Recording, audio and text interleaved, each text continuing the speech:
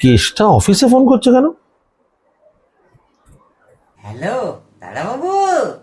হ্যাঁ বল, হঠাৎ ফোন কেন করছিস অফিসে? বলছি আমার 3 দিন ছুটি লাগবে। আবার ছুটি কেন চাই তো? ও বাবা, আরে বাবা সামনে কালী পুজো ভাইফোঁটা আছে না? এ বাড়িতে কাজও আছে, শুধু সেটাই তুই ভুলে যাস, তাই না?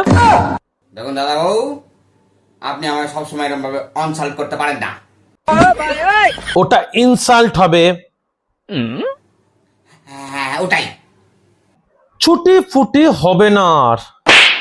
আচ্ছা আপনি এরকম শ্রমিক শ্রেণীর প্রতি ওটা শ্রমিক শ্রেণীর প্রতি হবে কেসটা।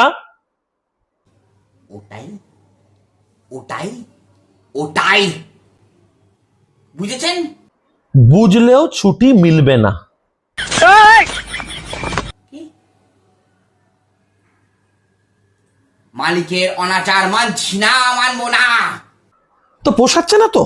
তো পোষাচ্ছে না এ বাড়িতে, তাই তো? না পোষালে চলে যা। আমি যখন কোনো কিছু প্রোটেক্ট করি আপনি এরকম থ্রেট দেন কেন বলুন তো? প্রোটেস্ট আর থ্রেট। তাই আর ওটাই। এই কেসটা তুই কি শুরু করেছিস বলতো? হ্যাঁ, জুলুমবাজি হচ্ছে নাকি এ বাড়িতে? এ বাড়িতে জুলুমবাজি করবি তুই? জোর জন্য আমি করছি না, আপনি করছেন। ছুটি হবে না, ব্যাস। ছুটি হবে না তো ঠিক আছে, দরকার নেই ছুটি। আমাকে টাকা দিন, বাজি কিনবো আর মিষ্টি কিনবো। বাজি বুঝলাম, মিষ্টি কেন কিনবি? আরে বাবা, এইটুকু বোঝেন না? আপনি আমাকে আর আমি আপনাকে ফোঁটা দেবো আর মিষ্টি খাবো, ভাই ফোঁটা তো। কেসটা তুই ফোনটা রাখ, আমার হাতে মার খাবি কিন্তু তুই এবার। আচ্ছা আমি ফোন না রাখলে আপনি ফোন রাখতে পারেন না? এটা মোবাইল, বুঝলি তো? তুই না কাটলেও আমি যদি ফোনটা রেখে দিই তাহলে লাইনটা এমনি কেটে যাবে। ঠিক আছে রাখুন। আর আমি লাইনটা এবার কাটছি।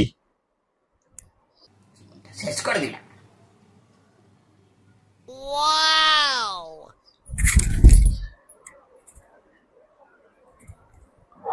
Cool. Cool.